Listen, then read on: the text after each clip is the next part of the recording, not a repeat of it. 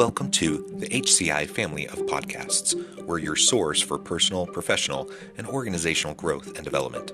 We share our own original research, explore industry trends, and interview executives and thought leaders from across the globe. Join us for practitioner-oriented content around all things leadership, HR, talent management, organizational development, and change management. Maximize your personal and organizational potential with the HCI family of podcasts. Mark Kluger, welcome to the conversation today. Thanks, John. Thanks for having me. It is a pleasure to be with you. You're joining us from New Jersey. I'm south of Salt Lake City in Utah. And today we're going to be talking about performance management issues within the workplace, various workplace dynamics related to that, and how we can leverage it to reduce employer liabilities and really just help everyone in the organization to thrive. As we get started, I wanted to share Mark's bio with everybody. Mark Kluger practices exclusively in the area of labor and employment law on behalf of employers. For 10 years before founding Kluger Healey, LLC, he was chairman of the Labor and Employment Department of one of New Jersey's oldest law firms. Mark is a frequent speaker and writer on sexual harassment and discrimination avoidance, workplace diversity, performance management, union avoidance, and a myriad of other employment-related subjects, and regularly conducts training sessions for employers on these critical topics. In addition, Mark has extensive experience in counseling employers on issues involving discipline and discharge, reductions in force, mergers and acquisitions, compliance with wage and hour, disability, COBRA, and family and medical leave laws. And there's a whole lot more I could share about Mark, but I'm going to pause there. And Mark, anything you would like to highlight before we dive on into the conversation? I think that's plenty, John. More than enough. All right. It's so fascinating. The employment and labor law landscape is complicated, ever evolving. Some may say fraught with challenges at the moment, and but it's also fascinating because it's always changing, and it's one of the most interesting areas of HR for me. Not because I want to always just have to focus on compliance issues, but because it's just so central and foundational to so much of what we try to do. And I'm a believer in, like, let's get past compliance culture. Let's move towards commitment culture. Hopefully we can create an environment where everyone wants to show up, do their work, do a great job. No, it's a safe place. Nobody wants to harass each other. Nobody wants to treat each other badly. Like, it's just, that's the ideal. The problem is we don't live in the ideal world, and bad things happen. People do things they're not supposed to. Companies have to make sure that they're monitoring all of this. And so that's where you come in. That's where this whole field comes in. Why don't we, as we start out, just frame up from your perspective how you look at performance management. And I ask this in part because I know you can get different folks in the room and ask the same question, and I think get slightly different, in some cases wildly different kinds of responses from frontline managers, senior executives, an HR person, a labor and employment and labor law attorney. So how do you kind of frame it up in your mind? I see performance management as really there are two primary goals to it. One being the most important, which is to help employees thrive, be better at what they do, Yeah. and reach their potential. And the other, of course, as an employment lawyer, is as a defense mechanism to litigation avoidance, and meaning that it's critical to create a record of the efforts at performance management, really for two sub reasons. One is to really to have employees have something to look back at in terms of expectations and articulated expectations. And really, the second subpart of that is to create a defense so that in the event things go bad and there needs to be an exit strategy, that it's a well-documented exit strategy that can be used to either dissuade litigation, dissuade a lawyer not to take a case, or to defend one if should one occur. Yeah, and I'm sure you see this all the time, but I can't tell you how many times I've had this kind of a conversation, some variation of the following conversation, where a manager's like, I got to get rid of this person. They're terrible. They're toxic. They don't perform. They're dragging down the team. And then, then HR is like, okay, well, let's look at their performance reviews. And then they look at them and it's like exceeds expectations 5 years in a row, something like that. And then you're like, okay, what's the basis? You say this employee's terrible, that they're toxic, that they're driving down the team, yet none of that shows up in existing documentation, which is all positive. And then there's no other corrective action documentation. There's nothing. There's no basis. And at that point, it's kind of like I know managers get upset and they're like, well, HR won't let me fire this bad person. I'm like, it's kind of your fault because you didn't actually do the normal stuff. Now, in an ideal world, again, coming back to ideals, and we're not always in an ideal world, but in an ideal world, a good manager and a good leader should be developing their people. And so when you notice a problem, if you notice bad behavior or someone is not following policy or their just performance isn't up to par, you coach them and mentor them and get them the training and you help them. And a lot of times folks will improve, like with good a good structured performance improvement plan and a genuine desire to help them improve. A lot of people want to do good at their jobs. Like I don't know many people who wake up thinking I just want to skate by and do nothing and I don't want to do well. Most people do. And so first of all, that manager who says, I want to get rid of this person, and all they have is exceeds expectations across the board, they've never given their person a chance to improve, probably. And from a liability standpoint, oh my goodness, you kind of have no basis. If someone comes back at you with a discrimination charge, I mean, what are you going to say? All you have is positive documentation. You probably see that all the time. Yeah, I mean, that's really how I got into doing performance management training is because I started reverse engineering all the things that went wrong in litigation. And they started with those performance reviews that you're talking about that say exceed expectations.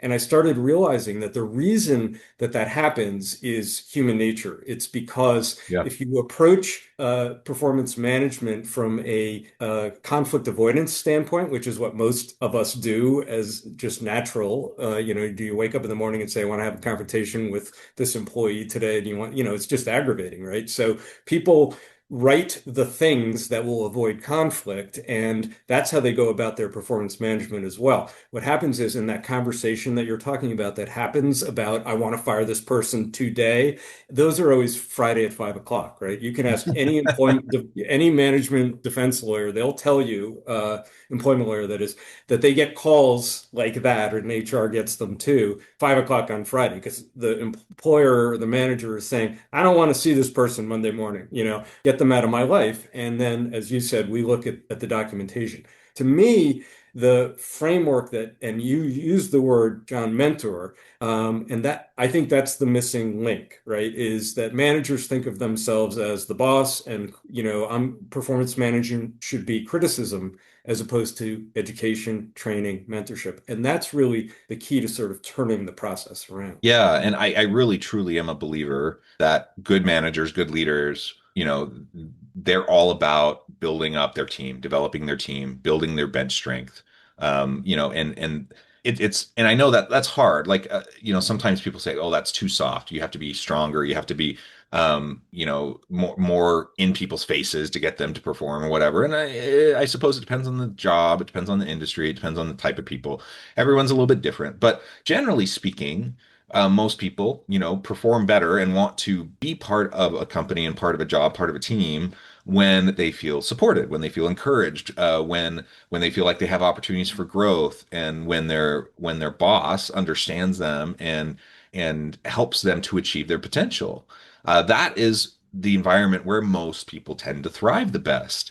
And so good leaders, your number one job. I mean, yes, you have to meet your KPIs and you have to make sure that you staff and you all the kind of nitty-gritty day-to-day stuff. But too many leaders get caught up in only the day-to-day stuff and putting out fires, and they don't do the real work of leadership, which is building that team and that camaraderie and the culture and the support mechanisms around people to help them to achieve and to perform at their highest level. That is, if you're looking at sports, it's easy to see that, right? Of course, that's what you want good coaches, good managers to be able to do. And yet, when we get into the workplace, I think a lot of times those things are forgotten, or people do have the best of intentions. They want to do that, and then they just get caught up in the day-to-day grind and putting out fires, and they feel like they never have time to do those things that they may even believe are the most important things. And then you see this cycle over and over and over again, of teams with dysfunction, leaders being frustrated because they're being held accountable for their team's performance and their team's not performing. So now, it's kind of like, a parent losing their temper with their kid because they didn't clean up their room again. And I'm like, it's, yeah, sometimes it's frustrating because your kid doesn't clean up their room, but also sometimes you got to step in and provide some support or help them understand how they can keep their room clean or whatever. Like, I don't know, that's probably not a great example, but the point is, like, a great leader builds their team. That's like the number one thing that they do. You often get promoted because of your technical expertise, because you're a top individual performer. Once you're in a leadership role, though, it's not about that anymore. It's about leveraging the people on your team to drive performance. And it's quite a different skill set. And a lot of people really struggle despite what may be the best of intentions. Right. Well, because people, as you said, become managers because they're good at the job. That doesn't mean they know how to manage people. And that's, as you said, a completely different skill set. And I have found over time that some people just aren't cut out for it, obviously, and that is, their boss's job to figure out whether they're capable of that. But I also think that a good leader and one who does performance management well has to be introspective about Yeah. their own expectations and whether they actually articulate them. I think we all have in our heads, we know how to Yes. do the job, and intuitively, they should know how to do the job because I know how to do the job, and they must know what I want because it's obvious what I want. And that's what people are too often, managers are too often not introspective about. Did I actually articulate for the employee what I expect of them? And the other thing that I've found over time in doing performance management training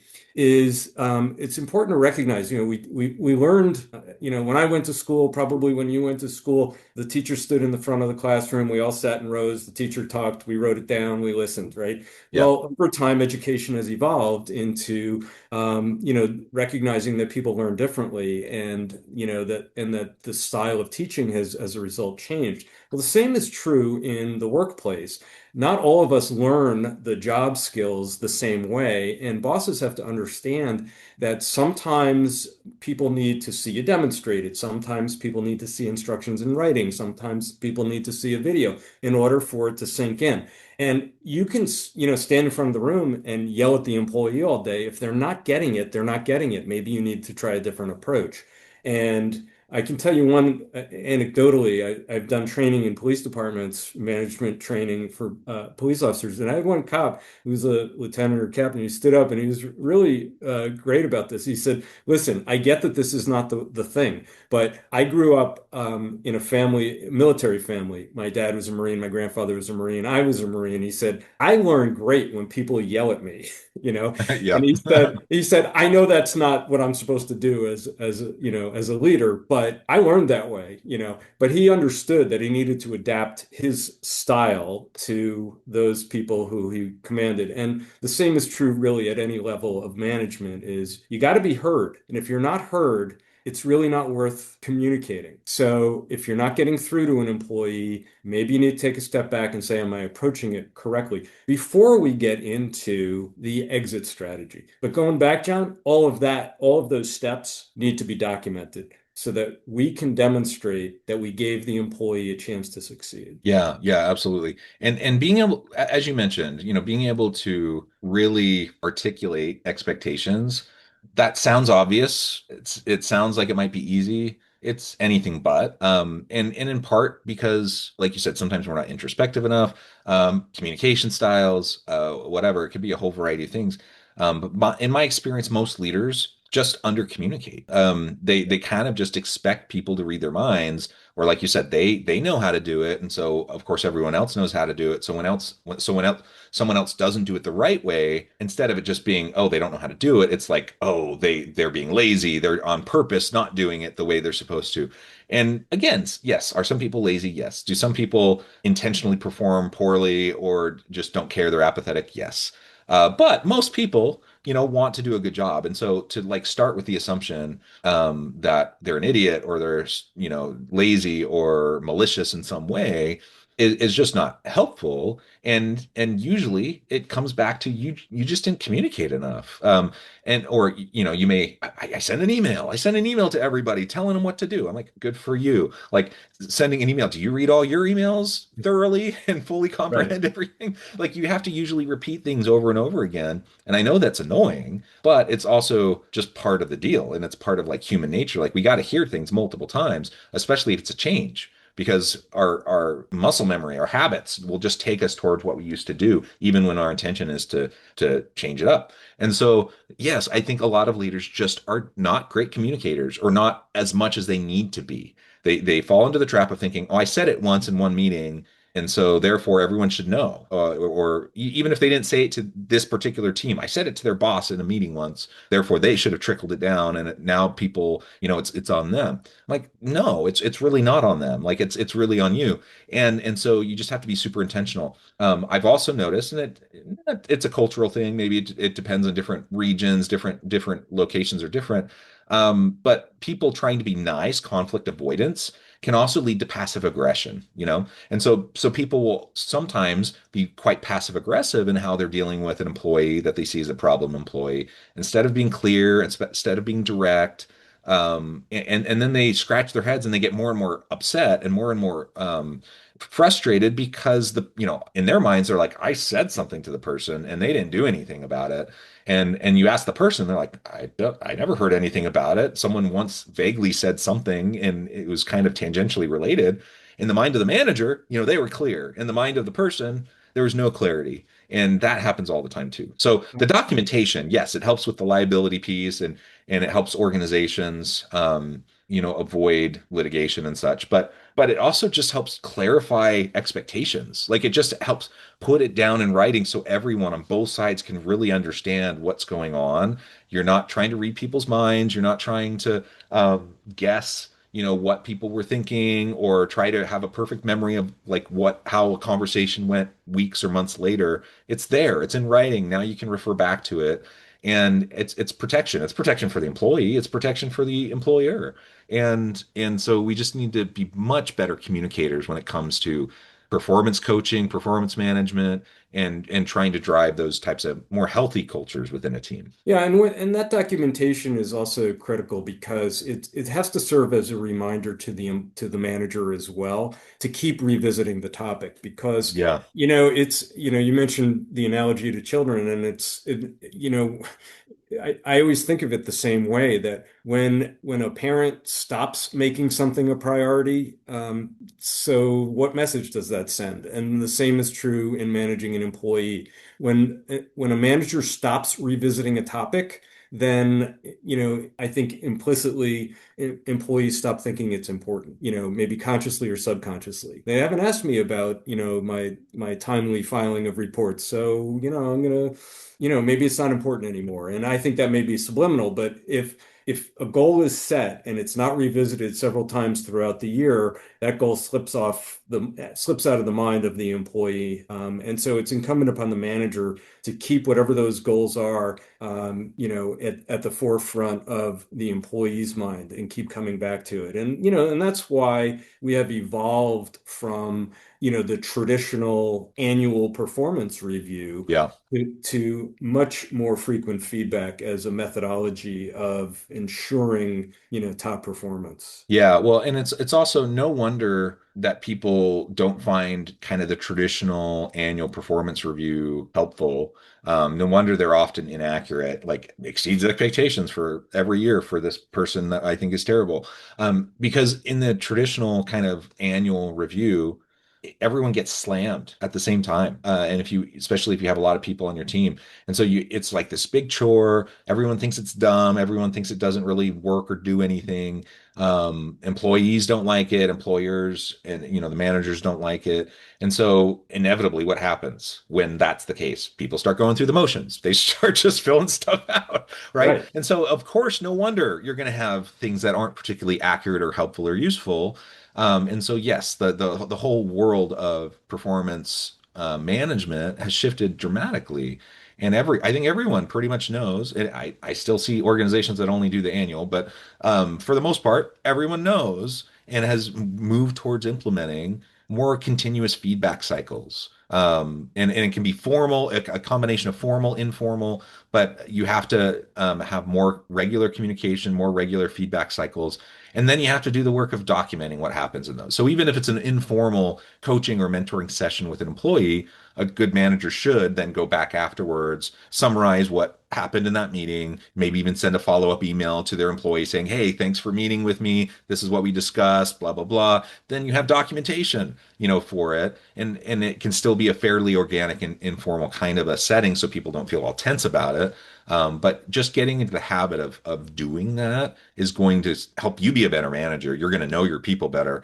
It'll help the organization a lot too, and your team. And to go back to what we were talking about earlier about the performance reviews that said exceeds expectations, I think I have seen, and again, I think this is what drove me to do performance management training, was those performance reviews, the annual ones that use those adjectives, those traditional adjectives, where the employer or the manager is sure that they gave a bad review. Why? Because they said satisfactory, which is like a C, right? If you think about A, B, and C, D, from school, right? Satisfactory, is a conflict avoidance technique, right? Because it's like if you give a fair or poor, you're going to have to explain yourself, right? So if you give satisfactory, okay, that's not good or excellent or exceeds expectations. So in their mind, the manager is giving them a poor grade. But you take a 10-year employee with satisfactory every year for 10 years and put them in front of a jury after they were fired, and they're bringing an age discrimination case, and the jury's going to look in the dictionary and see satisfactory means meeting expectations. They That's did what it their means. job. So how do you defend that case, right? And so I've raged against the adjective form of reviews, even if it's more often than annual, because the adjectives don't mean anything. And I try to drive managers to do narratives with examples that are, not just like what happened last week. Okay. And again, that's how performance management has evolved, as you said, to much more frequent feedback. But I think, I used to blame the millennials, and now I thank the millennials for taking us there, because they're the ones who said, why are you telling me in December something I did wrong in February? Doesn't that mean that I've been doing it wrong since February and you just waited till December to tell me? It didn't make sense. It still doesn't make sense. And so more immediate feedback is critical to really helping employees achieve what you expect of them. But also I always tell managers who say it's a ton of work that what you're asking me to do, and I always say yes, but it's a lot better than you're blowing your top in November or December at the annual performance review when you're really frustrated and angry that they did not improve throughout the year. And yes, it's a lot of work, but a little strategic work up front saves you a lot of time and effort and misery, potential misery later on. And it's your job. Like that's literally your job. Yeah, that's Is why you to get the big like bucks. manage your team and manage performance. So, I get it. It's and that's if it seems superficial, if it seems performative, yes, people are going to be upset about that. So do stuff that really matters. Like it actually is going to have a chance of moving the needle. Then I think you'll get people more on board. Well, Mark, this has just been a fantastic conversation. I know the time and I need to let you go here in a minute, but before we wrap things up for today, I just wanted to give you a chance to share with the audience how they can connect with you, find out more about your work, and then give us the final word for today. Sure.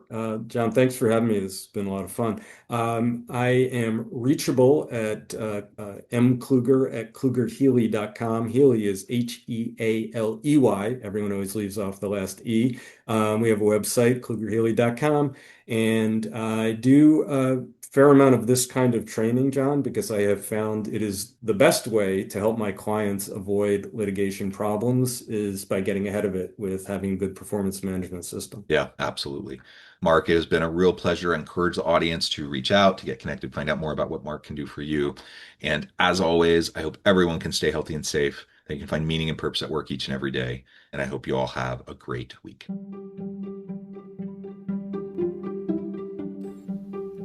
Thanks for joining us for this episode of the podcast. We hope you stay healthy and safe, and please join us again soon.